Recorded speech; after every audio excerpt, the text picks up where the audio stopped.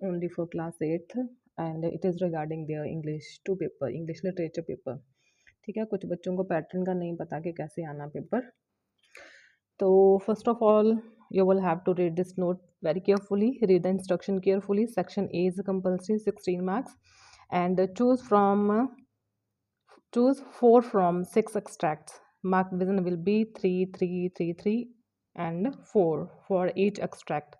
मतलब कि ये जो सेक्शन ए है MCQs हैं ये भी 16 मार्क्स के होने हैं और हर एक्सट्रैक्ट भी 16 मार्क्स का होना है। ठीक है, तो यहाँ पे देखो first section is MCQs 16 marks और इसमें दोनों बुक्स के मिक्स होने हैं, रीडर के भी और नॉवल को भी। ठीक है, 8 शायद वो दे देंगे। And then there will be section B में पहले वो रीडर भी दे सकते हैं और पहले वो नॉवल भी दे सकते हैं। ठीक है, ऐसे उन्होंने एक्सट्रैक्ट दिया होना है फॉलोड बाय क्वेश्चंस।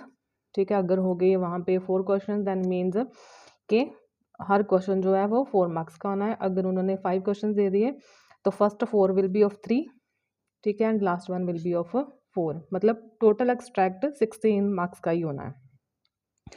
तो यहाँ पे उन्होंने नॉवल में से दिए हैं 3 एक्सट्रैक्ट्स और then there is a section C reader and there are also 3 extracts are there, question number 4 5 and 6। ठीक है, हर एक्सट्रैक्ट 16 मार्क्स का है।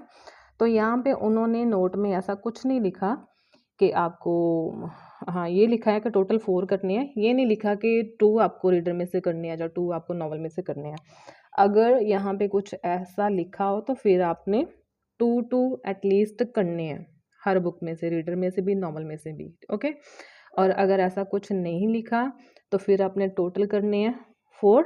तो आप 3 भी किसी भी बुक में से कर सकते हो। मान लो आपको रीडर के तीनों आ रहे हैं तो तीनों आप रीडर के कर लो, एक नॉवल का कर लो, या फिर आपको नॉवल के 3 आ रहे हैं तो आप 3 वो कर लो, एक रीडर का कर लो, ऐसे आप कर सकते हो। ठीक है, ये वाला नोट यहाँ पे जो भी है इसको केयरफुली आपने पढ़ना है। तो MCQs का एक चीज़ मैं और बताऊँ कि किसी ने भी क्वेश्चंस लिखने की किसी को भी ज़रूरत नहीं है, ना किसी ने क्वेश्चन लिखना है ना सारी की सारी ऑप्शंस लिखनी है। ओके, पहले आप लिखो अपना सेक्शन ए, फिर वहाँ पे लिखो आप 1।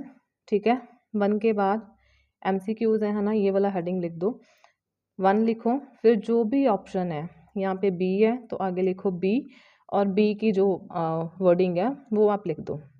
ठीक है, और बाकी सारी ऑप्शंस लिख के फिर टिक लगाने की ज़रूरत नहीं है। ठीक है, आपका भी टाइम वेस्ट होगा और टीचर का भी होगा। ओके, सिर्फ आपने नंबरिंग ठीक करनी है।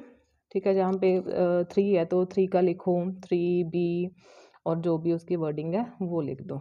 ठीक है, और जब आप एक पार्ट पूरा करते हो तो एटलीस्ट लीव 2 लाइन्स।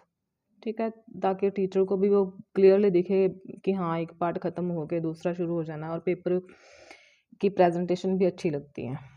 ओके, और यहाँ पे भी किसी ने एक्सट्रैक्ट नहीं लिखना, किसी ने क्वेश्चन नहीं लिखना। 1 लिखा है तो 1 लिखो, ए लिखा है तो ए लिखो।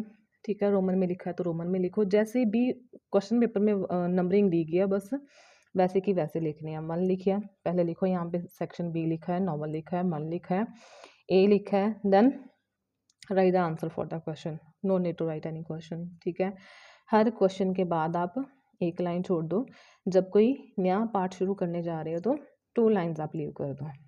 Okay, that was all about this paper. Okay, thank you, best of luck.